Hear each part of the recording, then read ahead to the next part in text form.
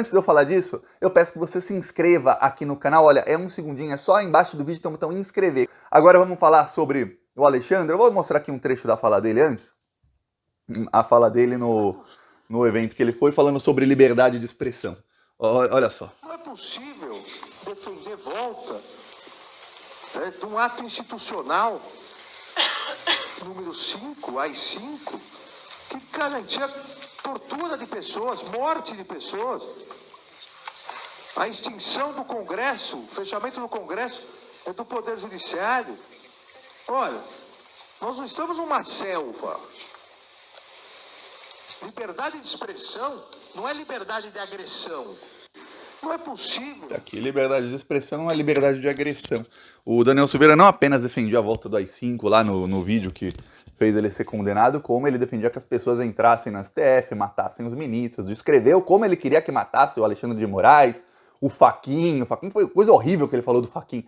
Viralizou muito o trecho que ele fala do Alexandre de Moraes, porque o Alexandre é o relator do caso do Daniel Silveira, mas a fala do Daniel Silveira sobre o Fachin foi muito mais horrível do que sobre o Alexandre de Moraes. Agora que ele falou sobre Barroso e sobre os outros, quer dizer, ele queria que matassem de fato ministros. Aquilo é agressão, aquilo é ameaça, né? Liberdade de expressão. Até se você falar imunidade parlamentar, porque o parlamentar pode falar, não é para dar direito ao parlamentar de fazer ameaças de morte, principalmente a ministros do Supremo Tribunal Federal. E falar que, olha, vamos fechar o Supremo Tribunal Federal, vamos instituir uma ditadura. Peraí, né? Pois bem, o Alexandre de Moraes fala isso.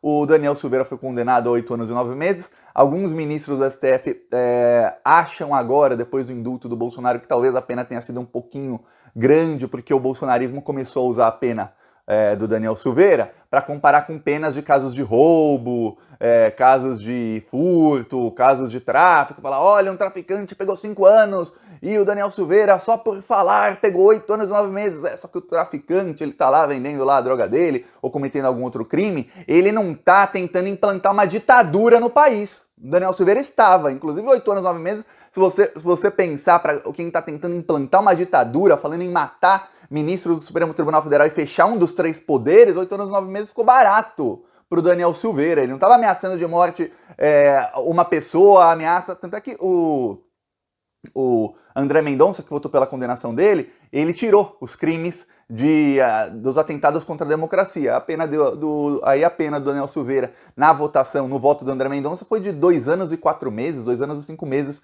coisa assim. Quer dizer, uma pena bem menor, porque era pena de ameaça, crime de ameaça. 2 anos e 5 meses não dá nem cadeia. Cumpre um sexto da pena, não sei o quê, paga em cesta básica, quando vê, a pessoa nem vai presa. No caso, não, ele estava atentando contra a democracia. Tá, aí o que aconteceu? Aconteceu que o Alexandre de Moraes, na fala dele, logo depois disso, passado alguns minutos, que foi um evento da FAAP, uma universidade lá em São Paulo, um evento demorado, 2 horas de evento, ele falou mais de 1 hora, Alexandre de Moraes, e aí ele falava, outros falavam, tudo mais, e aí em determinado momento ele começou a falar sobre o processo eleitoral, e ele voltou a falar que, olha, os bolsonaristas, não usou a palavra pelos bolsonaristas, mas falou, os governistas, eles estão atentando contra a democracia, porque eles estão fazendo críticas contra a urna eletrônica, nunca teve nenhum indício de fraude na urna eletrônica, pelo contrário, tinha indício de fraude antes da urna eletrônica. Uma vez eu até mostrei aqui no Plantão Brasil como lá em 94, Bolsonaro foi eleito deputado federal, saiu uma matéria no Jornal do Brasil, mostrando indícios de fraudes, de votos que foram colocados, era voto em papel, né? De votos que foram colocados na urna. E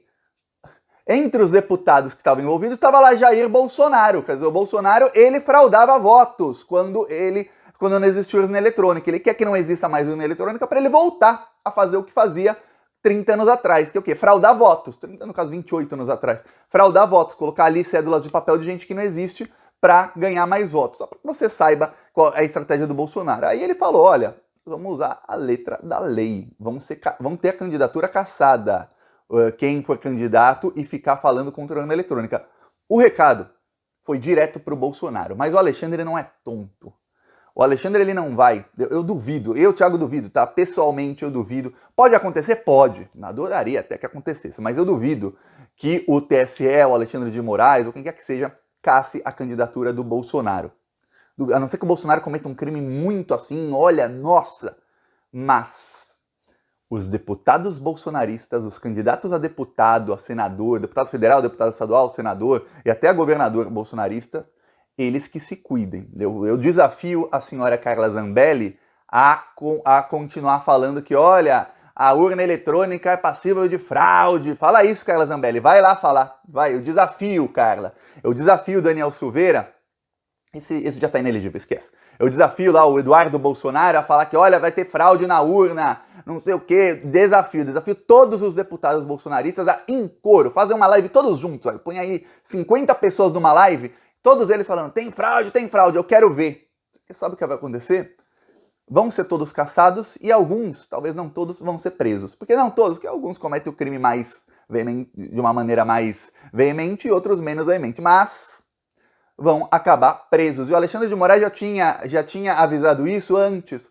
Lá quando julgaram a chapa Bolsonaro-Mourão, que foi um dos julgamentos mais vergonhosos da história do TSE, que não caçaram a chapa. Olha, temos todas as provas, mas ó, dessa vez passa, hein? Da próxima vocês vão ver. Foi assim o julgamento.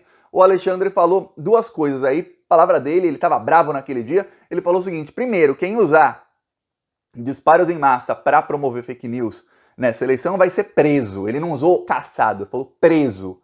Segundo, quem atentar, ele lembrou dos atentados contra a urna eletrônica, tudo mais que os bolsonaristas fazem. Atentados são as fake news contra a urna.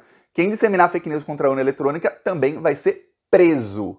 Agora ele falou a mesma coisa, então os bolsonaristas que se cuidem. E é isso que eu falei, ó, quem acompanha o Plantão Brasil tá sabendo disso desde muito tempo atrás, que eu falei no dia em que o Bolsonaro concedeu indulto ao Daniel Silveira. Eu falei, o STF não vai bater de frente no Daniel Silveira aí nesse processo.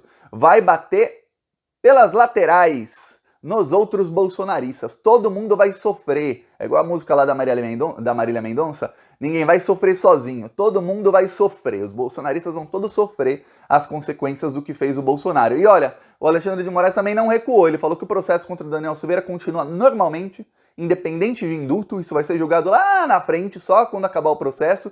O advogado do Daniel Silveira tinha perdido o prazo para se manifestar sobre a graça, o indulto ao Daniel Silveira. O Alexandre de Moraes tinha dado 48 horas para o Daniel Silveira, no caso o advogado dele, para ele se manifestar sobre duas coisas.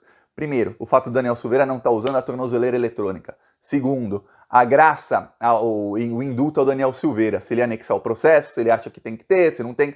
Falar, Thiago, como é que o advogado ia falar que não? É trâmite processual. Ele tem que falar, ó, sim, tá aqui o indulto, estamos anexando ao processo. Ele não apenas perdeu o prazo, uma repórter da CNN que está sendo atacada lá pelo bolsonarismo, Daniela Lima, essa repórter ligou para o advogado Daniel Silveira e ele falou o seguinte, ele falou, eu tô aqui na praia de férias, eu nem tô sabendo disso, nem tô vendo isso, mas não se preocupa não, que antes de meia-noite, o prazo era até meia-noite, né? Antes de meia-noite eu dou entrada aí nesses documentos, mas agora eu tô na praia, não me enche o saco. Tá, foi arrogante, todo, não sei o quê, perdeu o prazo.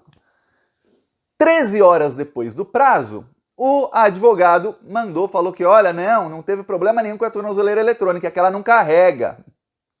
Depois do prazo, meu amigo, ele tá achando que o Supremo Tribunal Federal é o quê? É a casa da mãe Joana? Ele pode chegar lá a hora que ele quiser, fala o que quiser, tudo. Não, tem prazo na lei. Agora o Alexandre de Moraes vai decidir se ele aceita que a manifestação do advogado Daniel Silveira tenha sido feita depois do prazo. Agora eu vou mostrar o carro lá em Campos do Goytacazes, Rio de Janeiro.